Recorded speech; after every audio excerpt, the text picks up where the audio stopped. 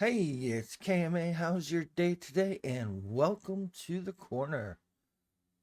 Today we're doing the fourth album from King Gizzard and the Lizard Wizard called Eyes Like the Sky. From my understanding, this is kind of a westerny album, which could be pretty bad or it could be good. If it's like classic western, I think I'll like that. Um, but we'll see. It has some westerny type names for songs. But let's get right into it. The first song is called Eyes Like the Sky.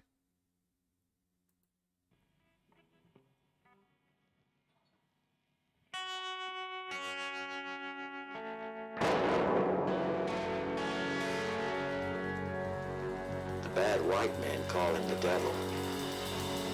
The Yavapai call him eyes like the sky.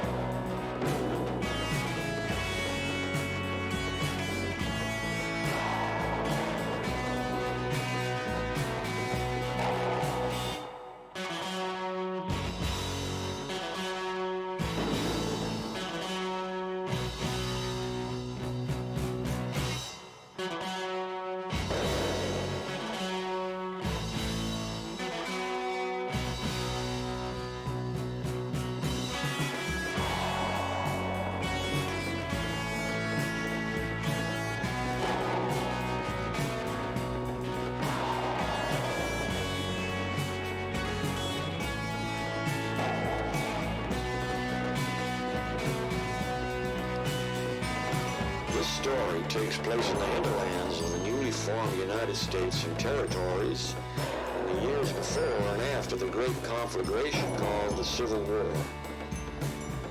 Men roam and fight each other simply to stay breathing. Muskets give way to repeating rifles. Cannons give way to Gatling guns. War nurtures weapons. Weapons clear the land.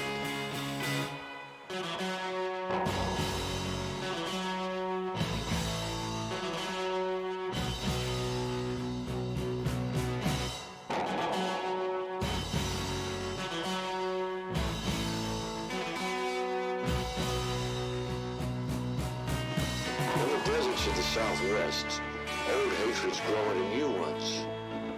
Old beliefs are shattered by gunfire and charging horses. Under this cauldron of fire lies a young man who becomes a shadowed legend. His name even takes on the mantle of the bogeyman in some homes. Among the first Americans, his name is exalted from wickiups to longhouses, from teepees to cliff dwellings. Among the men of the Badlands, he is feared for his silent walk and swift, economical dispatching of his enemies.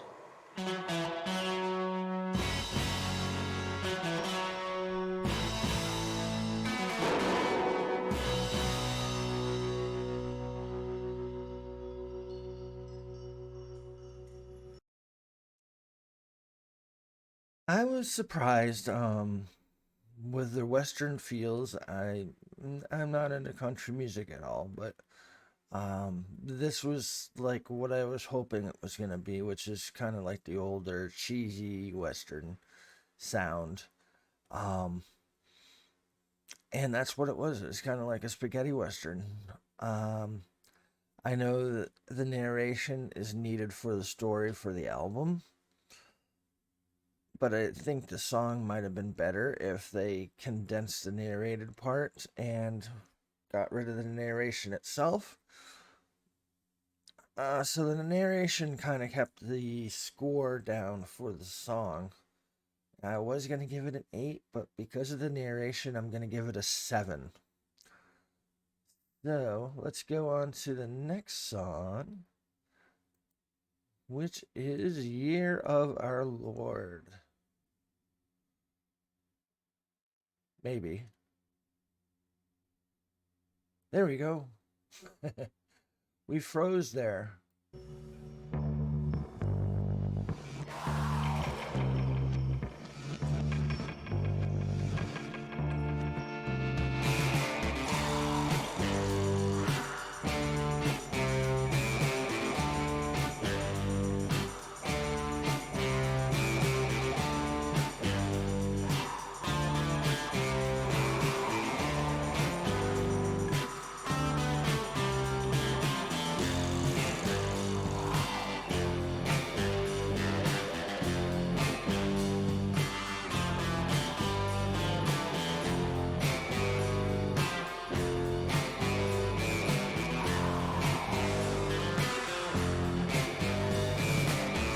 Chapter 1.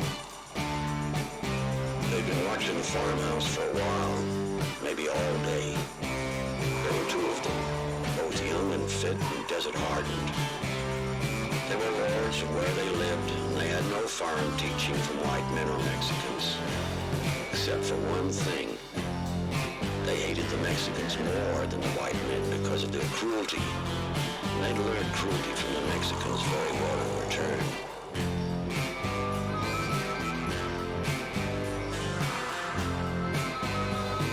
Smoke from the mud house curled up into the sky like an albino snake. The two young men watched and counted the white men down in the farmyard. A tall man and two shorter ones, maybe his sons. A woman would occasionally come out from the shack, get water from the well in the front yard and carry it back inside. A small child would be with her. The men watching on the rim had no calendars, so they didn't know the date. 12th of June, year of our Lord, 1854.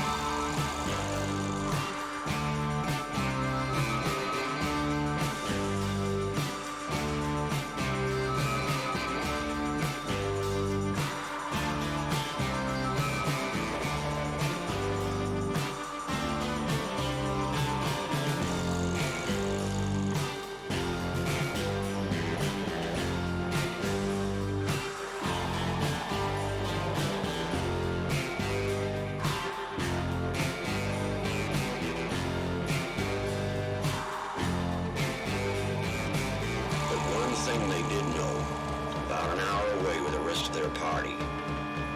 8 men, all armed, running smoothly and trackless over the rocks. One of the watchers moved away to tell the main party of what they had seen. The raid was about to start. Oh no, the raid is about to start. That was Year of Our Lord, the second song on the King Gizzard Wizard album, Eyes of the Sky. And that was another pretty good song. Not excellent, but better than the songs I was hearing on the earlier albums. There's still distortion on the vocals, but at least, or the narration, but at least it's manageable so far on this album. It's not ear splitting, so I give that song a 7 out of 10. And now the raid. Here it comes.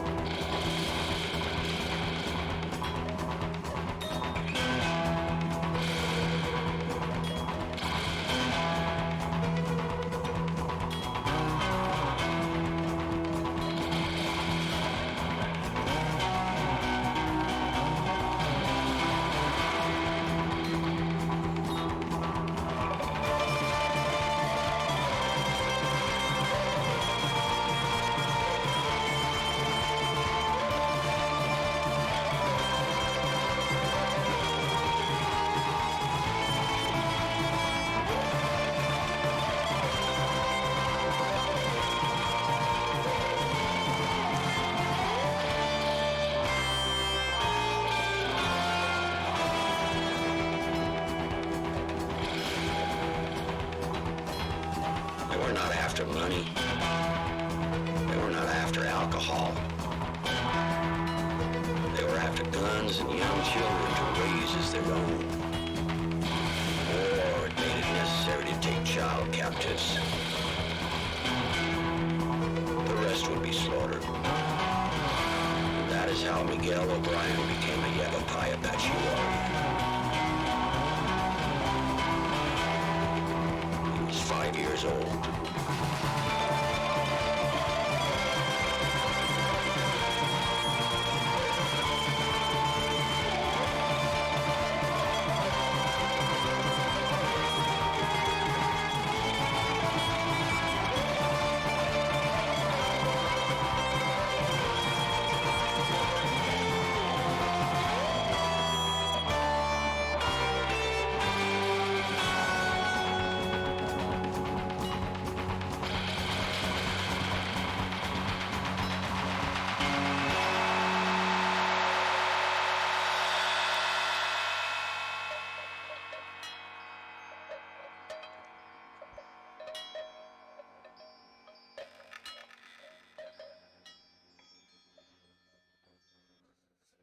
That particular song was a little bit more upbeat than the others. I would say the song itself is not as good, but the redeeming quality of it is the little guitar interlude that where he's tremolo picking the strings, the notes, I should say, and but ultimately it still receives a 7 out of 10. So all three songs so far have gotten a 7. And we're going to go to Drum Run. Drum Run. Here we go. Chapter 2. Miguel O'Brien ran with the Apaches. He ran, and as his legs grew, he glided over the desert earth.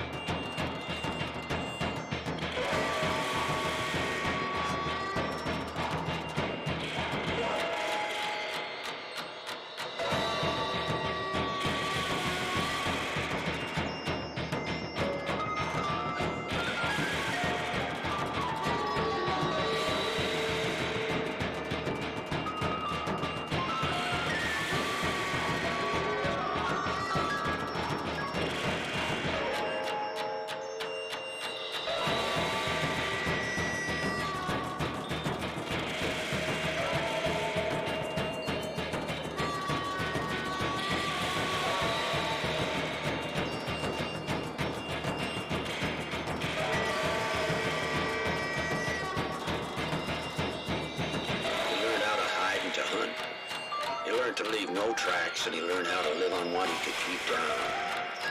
And his name was now Eyes Like the Sky.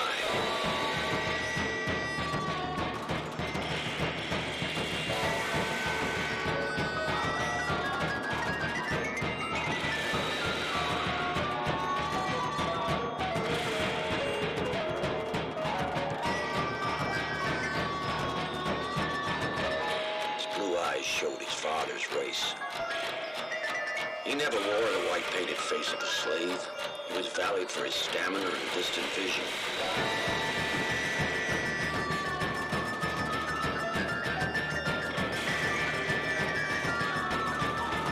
By the time he was 15, he had already killed Mexican troopers and feared no man.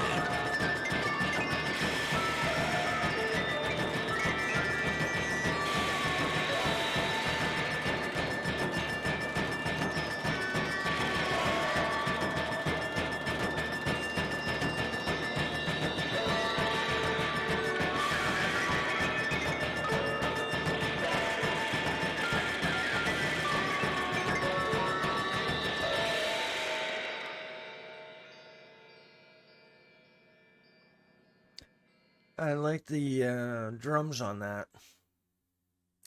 Very primal. Reminds me of a section in the middle of a Yes song called Ritual. Um, So I gave it an extra point for the drums, an extra point for that harmonica that comes along and goes, and an extra point for something else. I forget what it was, but I gave this song an 8 out of 10. I think that's the best song on the album so far. It's probably the lesser song than others, but we will see. This is called Evil Man. It is 1864 now, and the Americans' war has not come to the desert lands. They fight among themselves way off to the north. The Yavapai Apaches are still lords of all they survey. Then one morning the Americans did come, led by a man holding a leather book with a cross stamped in the leather.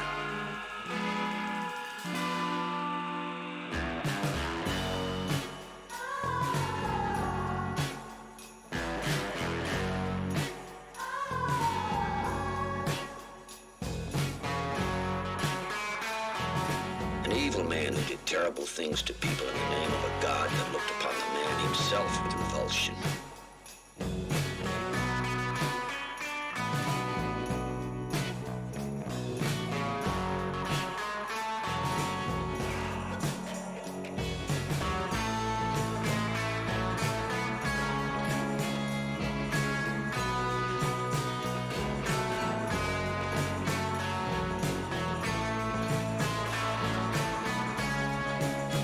Ran from his wickiup half asleep when they attacked.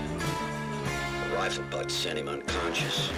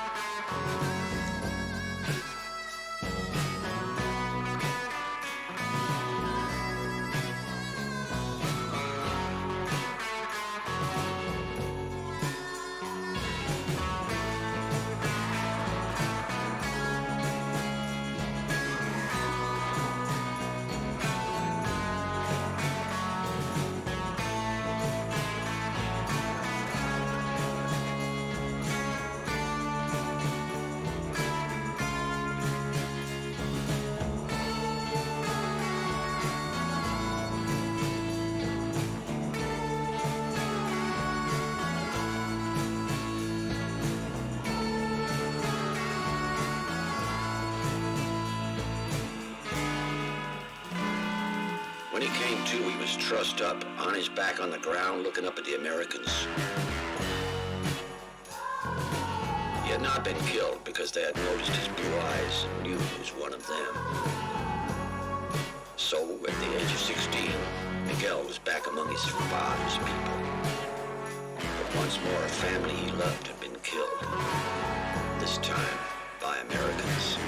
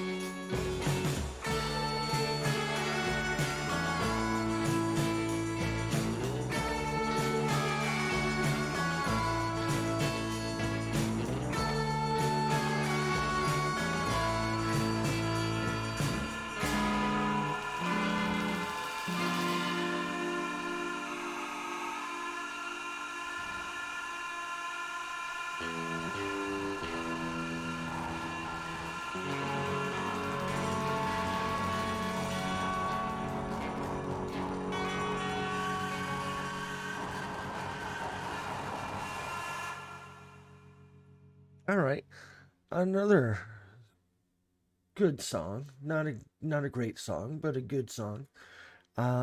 Probably I don't know if that's my favorite so far, but I really like the vocal the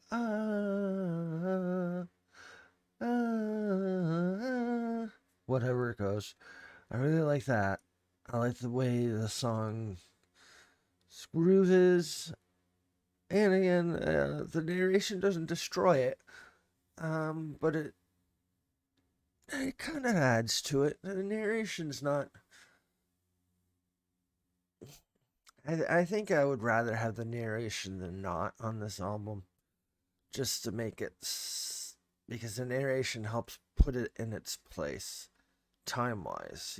Give it its feel, along with all the spaghetti western guitars. So yeah, Evil Man gets an 8 out of 10. And next, we have Fort Whipple.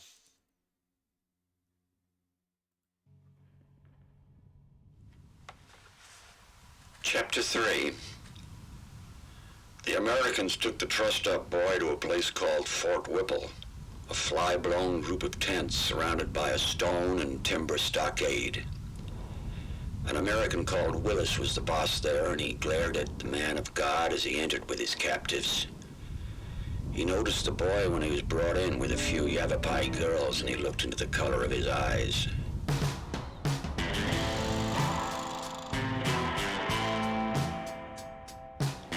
"What do you make of him?" he asked the God-man. "He may be a young O'Brien boy who was lost here years ago, or he could be from the Jepson party who never made it to New Mexico," said the God-man back.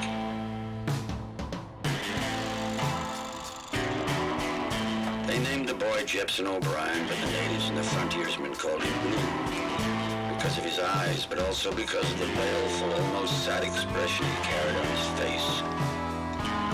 Expression of someone who kills with compassion, but not mercy.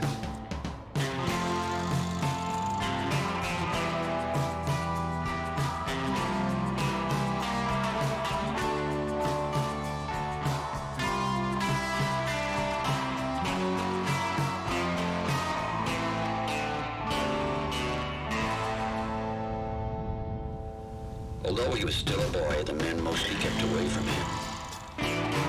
All except for one, a trapper who understood his skills and in return fed him and taught him the white man's way. In a short while he could speak and read and write their language. And he also added the calm, fast dignity of the gunman to his arsenal.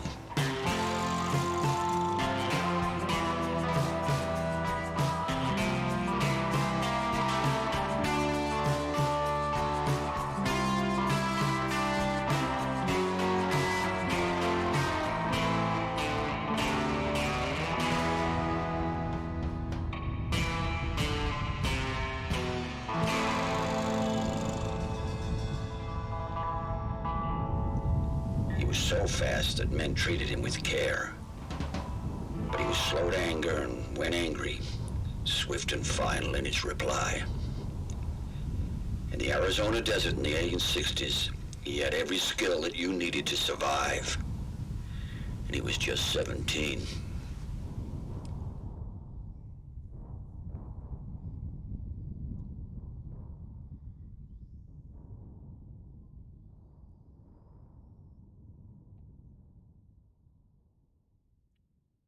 That's probably my least favorite of the song on the album so far. It's still a good song. It still confirms exactly to the spaghetti western feel. It's just no main really catchy riffs. Nothing really interesting goes on compared to the other songs on here. But still, it's a fun listen. The God's Man Goat Lust. Here we go. Goat Lust.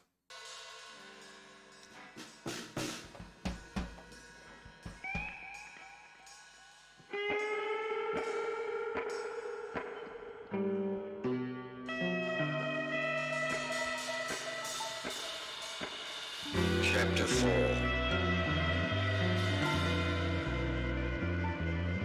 The God-man with the Bible was in the back room of the chapel at Fort Whipple. The God-man was deeply engrossed in satisfying his goat lust with a Yavapai girl. said a damn thing, but just leant over an altar while he defiled her. He held a pistol to her head as he grunted away, and when it was finished, he shoved her towards the outside door. But the godman never got to fixing his long johns or his black trousers. The young man named Blue strode softly up behind him and drove a long-bladed knife into his neck.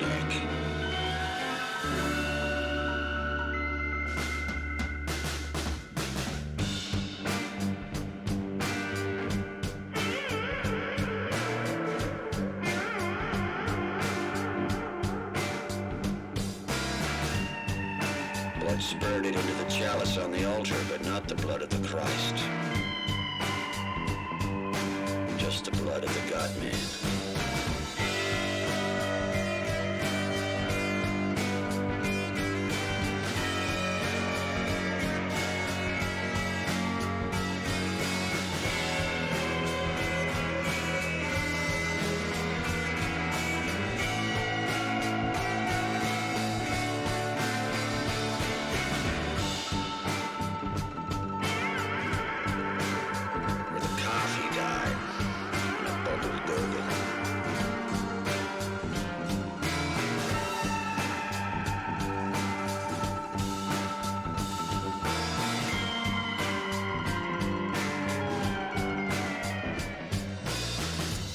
Young man named Blue took the Arapai girl, money, guns, and food, and 2 strong horses, and rode into the desert away from Fort Whipple. The godman's body was found, but he was not missed.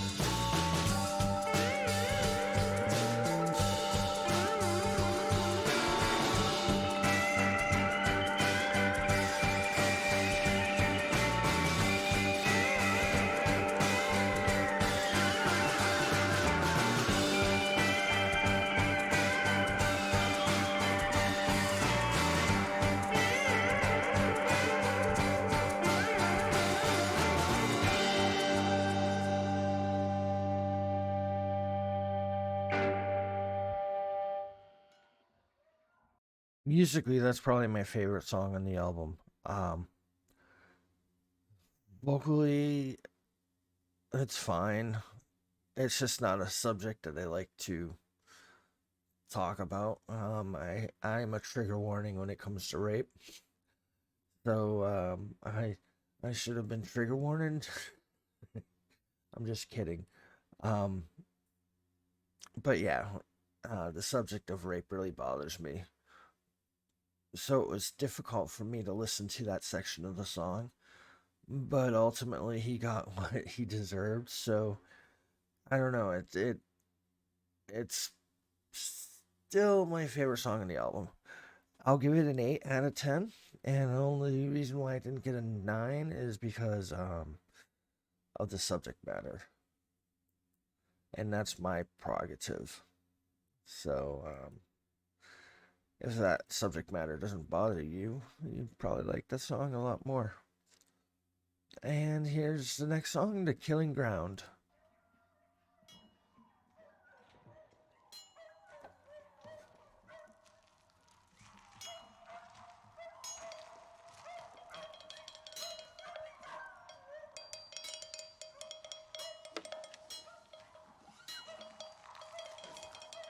Chapter 5. For days they traveled, the young man and the Yavapai girl. She told him her name and they spoke in the language. They rode the horses until they gave out, then their throats were slit and meat was taken to eat later. No fires were lit, and they ate berries and raw jackrabbit as well to keep going. After a week they relaxed more as they entered Apache area.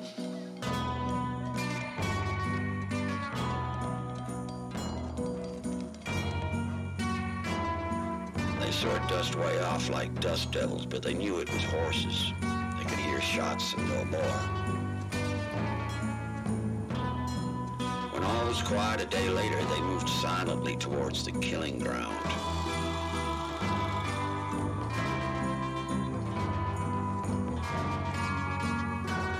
buzzards told them the story before they got there. Dead white people, a lot of them, maybe a half dozen. Burnt wagons and arrows, but not from one tribe. Some of the arrows were different, and shod hoof marks and moccasin tracks that were shaped like a white man's way of walking. Some white men had done this loosely disguised as Apache.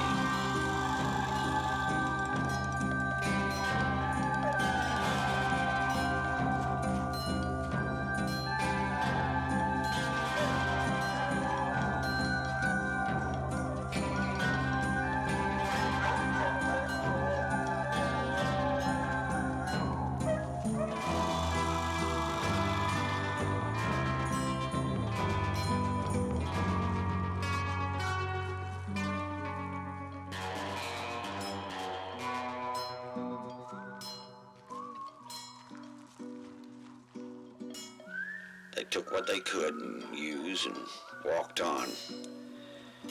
The purple mountains and red ochre earth swallowed them up, and the young man smelled his own blood as they ran, and it was a good smell. The smell of being alive.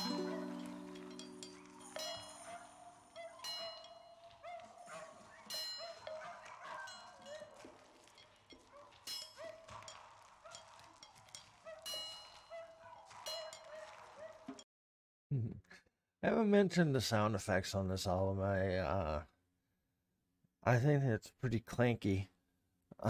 It's good though. They use a lot of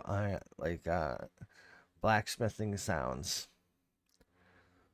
which is true to the point. But these guys are on the run and running away, and then you hear blacksmithing sounds, and it's doesn't make complete sense. The song to me was okay. It wasn't great. Probably one of the worst songs on the album.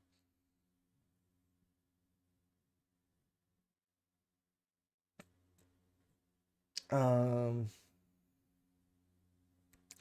I don't know. I give it a 6. 6 out of 10. Not a flubbed song, but it's not as good as other songs in the album for sure. So this is Dust in the Wind. I do not believe this is Kansas, but it could be. I looked at the writing credits and it wasn't Kansas. Suddenly the girl dipped sideways, and a split second later the young man heard a distant shot. He dived for some rocks and watched as more bullets hit the girl. The young man looked at her body, and as she died, he worked out where the shots were coming from. He knew that death was going to walk among the shooters. Chapter 6. There is one thing that a white man should never do, and that is move towards an Apache, because you will never get there. How do you catch dust in the wind? The young man saw the way they were coming by the movement of insects and birds, and he knew where to go. Like the snake, he slithered into a dry arroyo and worked behind the shots in an arc. After a while, he saw them, 3 men. 3 white men clad in skins, and they walked confidently towards the girl. The young man knew somewhere behind them another one held the horses, making 4 altogether. He moved towards that man. The killers could wait. Let them enjoy the hunt before they went under. He found the one with the horses. He was young too, and he died quietly with a surprised, indignant look on his face. The young man tied the horses to a tree, and they'd come in handy later. 4 horses and equipment. At the girl's body, 2 men knelt beside her while another stood guard. The guard suddenly cried out as his head exploded in a bubble of pink spray, and he fell forward. The other 2 went to ground and nervously called out to each other. "Do you see the bastard? No, he must be close." But he wasn't. A sharp sporting rifle will reach a long way in the right hands. The young man took careful aim, and the smaller of the 2 men felt his right leg blasted away. The bigger, heavier man sank as far into the ground as he could make himself go. Still he could not see where the young man was.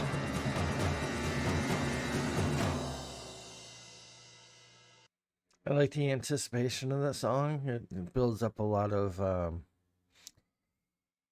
dissonance, and I imagine that's probably going to be resolved in the next song. But I was going to give this song a 7 until I heard the sound that his head smashed into pink goo or something like that. My memory sucks, but you know which line I'm talking about, so I bumped it up to an 8 just because of that one line. Um, I thought it was creative. Kind of reminds me of a Quentin Tarantino movie into a audiobook. And here's the last song in the album called Guns and Horses. The young man by now was astride a horse and making for a Yavapai stronghold half a day's ride away.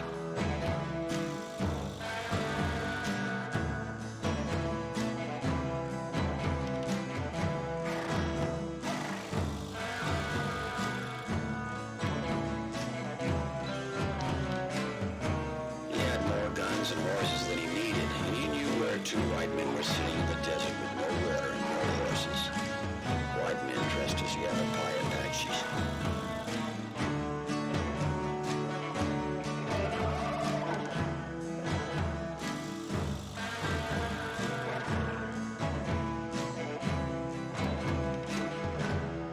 The white men would be calling for their mothers and their god by evening. But the young man would be drunk on tiswin and full of deer meat, and satisfied by their agony.